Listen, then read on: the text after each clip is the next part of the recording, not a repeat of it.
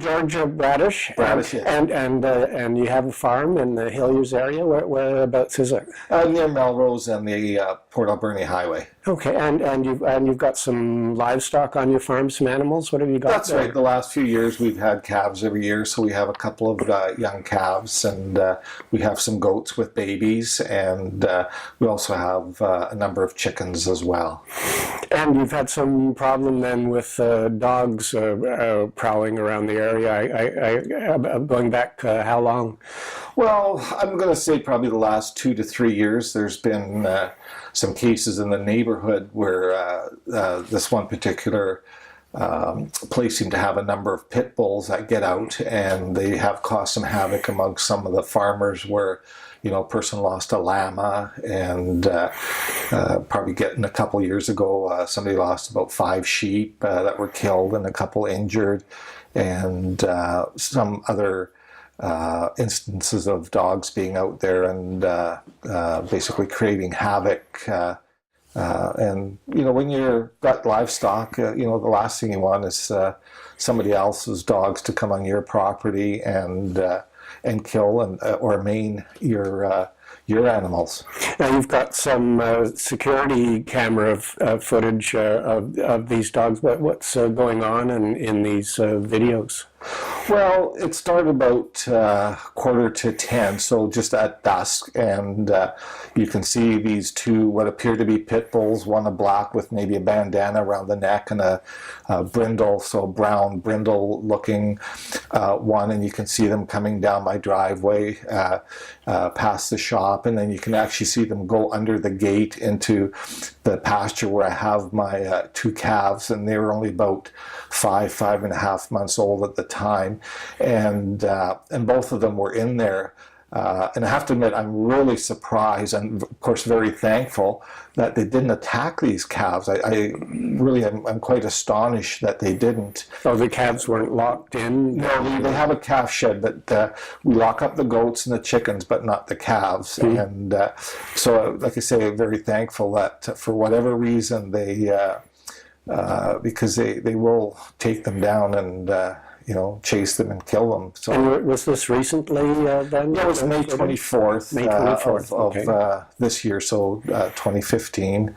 And they were actually at our place for about 2 hours. I have some other video which I didn't download, but it shows them at my house, which is about 200 feet away from the shop.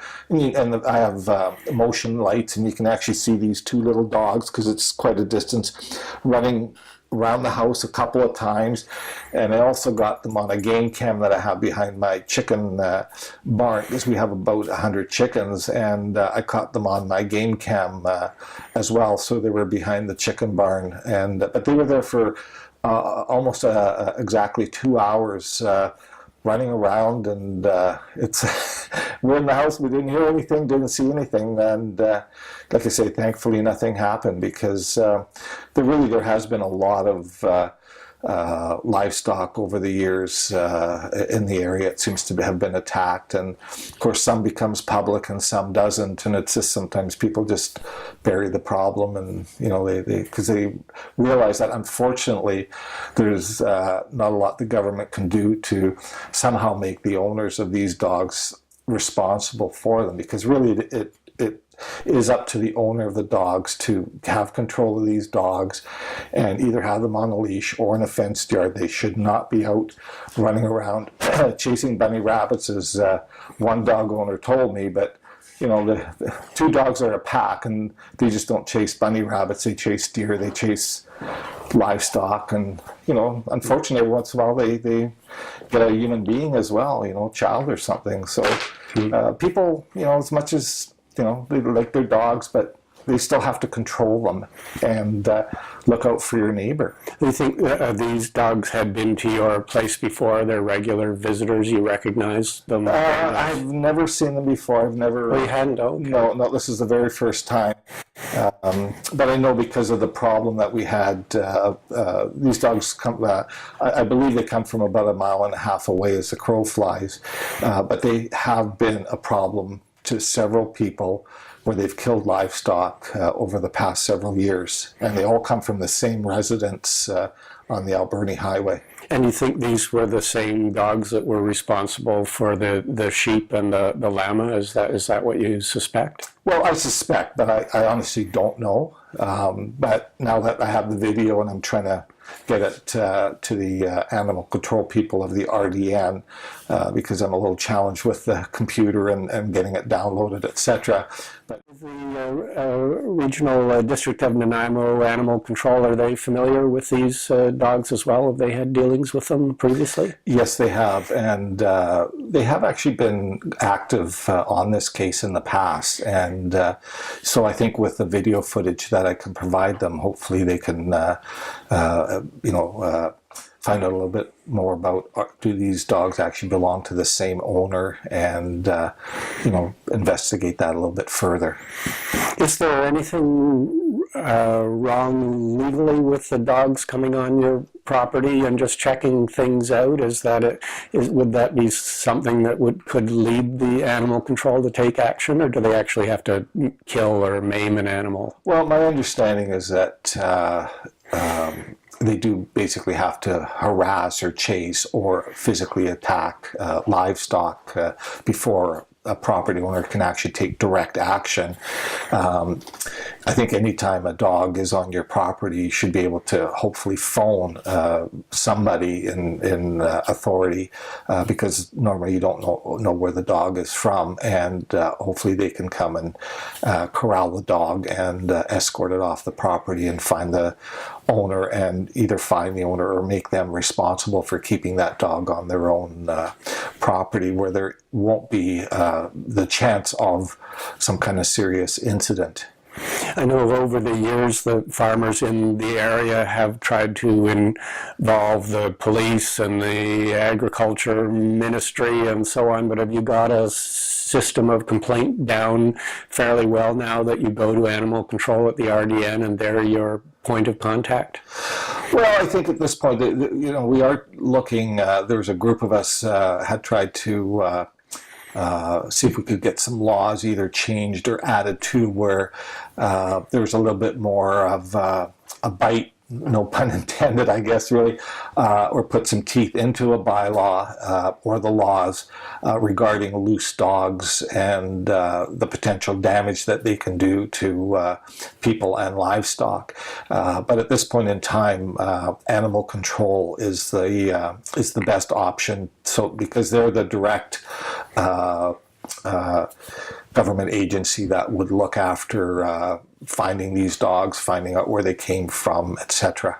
And I gather, given the complex nature of the laws, that it's really not a practical option for a farmer in this area to choose to shoot a dog. The farms are too small and so on to use a firearm. Well, that's very true. First of all, most people that farm aren't hunters or professional hunters. They're not well trained in shooting, and there are a lot of small farms, residential areas. So it is a little dangerous just to start shooting at some dog. It's not the job of the farmer actually to do that, and unfortunately, it does happen where farmers do have to take direct action, but it's not what they really want to do, and unfortunately sometimes it is necessary given the damage that these dogs can do.